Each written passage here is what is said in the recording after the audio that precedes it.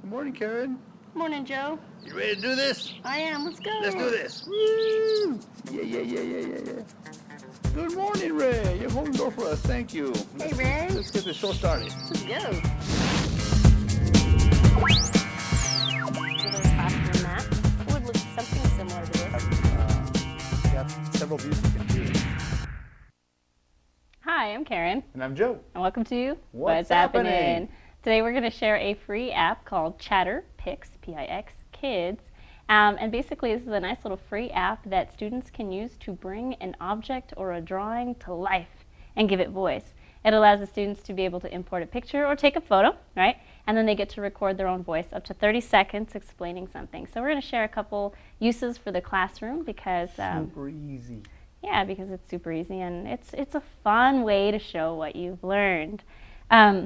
So what we're going to do is we're gonna connect to, actually I'm already connected to your computer. Imagine that. Yes, ma'am. All right, we're using AirPlay just to share what's on my iPad, and I'm going to use Chatter Kid, but actually when you search in the App Store, it's Chatter Pix Kids, and you'll see that it opens up. It's pretty easy to follow. It says take photo or go to the gallery, where you watch things that have already been created. So I'm going to go to take photo here, and I can take a photo of Joe and give him some voice if I wanted to. I'm not going to though. Is that all right, Joe? Mm-hmm. Okay. So instead, you notice on the well, it's kind of hard to see, but on the bottom left behind my face, there is a nice little square that shows you that you can have access to your photo gallery. So if I click on that, you'll see the picture I took ahead of time, which is a lovely chair. Let's see if it'll come in. If it doesn't want to, we may have to try something new. All right, chair, come in, chair. Is that not working? I think it's not working. Okay, ready for plan B? Let's go with plan B. Let me see if I can close out of this app. I'm going to hit my home button and close out of Chatter Pix. Goodbye, Chatter Pix. And try this one more time. So what I did was I force closed, double tap my home button and throw that app away to see if it'll play nice with me this time. Awesome. Welcome to Chatter Pix.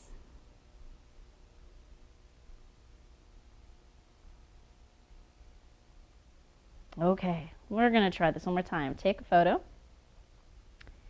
And I'm just going to take a picture of my computer. And maybe we'll bring it to life. Does that sound good? Mm-hmm. All right.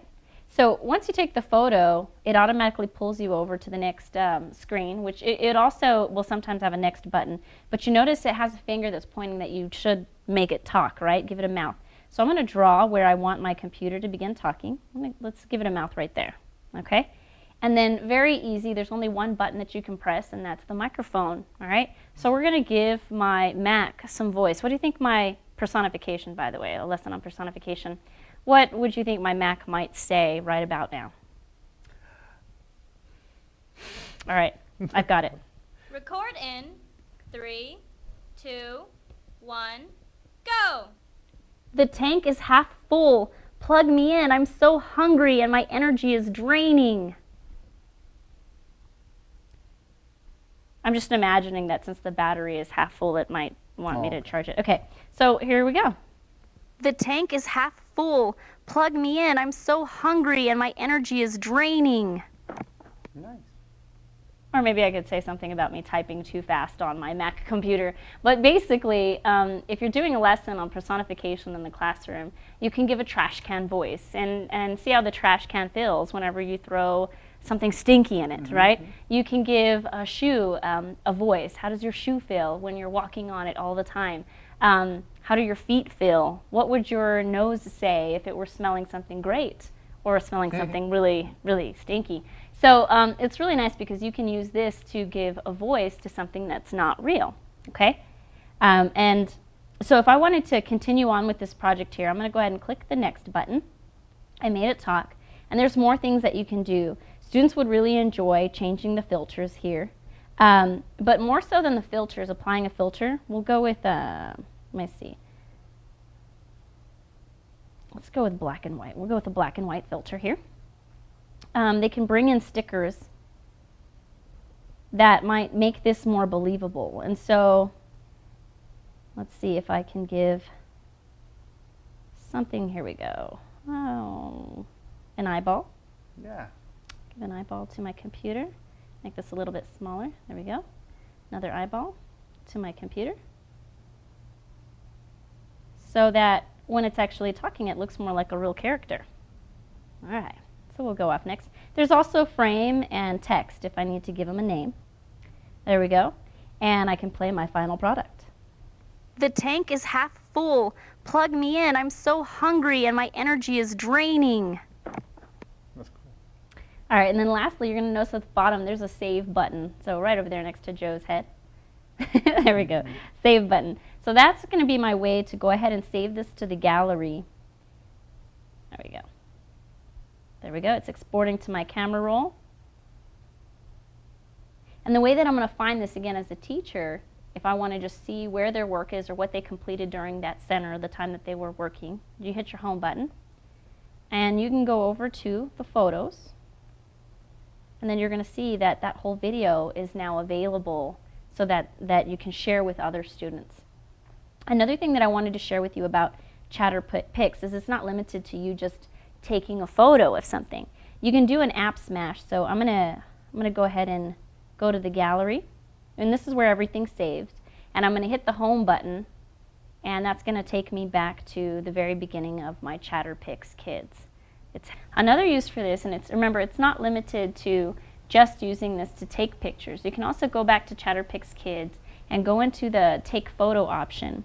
And you can hit the little square over on the bottom left, and it'll allow you to bring in pictures. So this is where we're able to do a little bit of app smashing. If you've used another app like Hello Crayon to create an image, you can bring in that drawing and give that drawing voice. And so what I want to do is share with you one that was actually created by a first grader. When her teacher read the story Chrysanthemum to her, she drew this picture, and then she used Chatter Pix to tell you about the problem from that character's point of view and the solution. So I have that saved here, and we'll go ahead and share that with you. I'm Victoria. I was mean to Chrysanthemum. I tried to pick on her once, and she was upset. I picked on her because she was named after a flower. My teacher said she was named after a flower, and then we wanted to be named after a flower too, like Daisy. So just some ideas on how you can utilize an app like Chatter Pix, something that you can bring in a picture, give it a little bit of voice.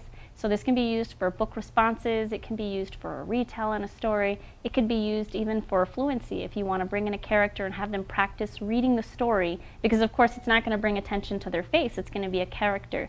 Anything that you might want a student to add their voice to, or maybe to record themselves, you can use Chatter Pix for. And the beauty of this is if they're working in a center or working independently, that work can be saved to the photo or the camera roll, and then the teacher can go back and check on that work and see how they did, and find out if they understood the concept, even though they're not sitting right with the student asking to see and check for understanding during that time.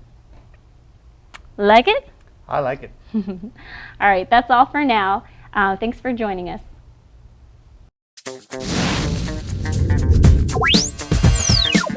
Classroom map. It would look something similar to this. Yes, several pieces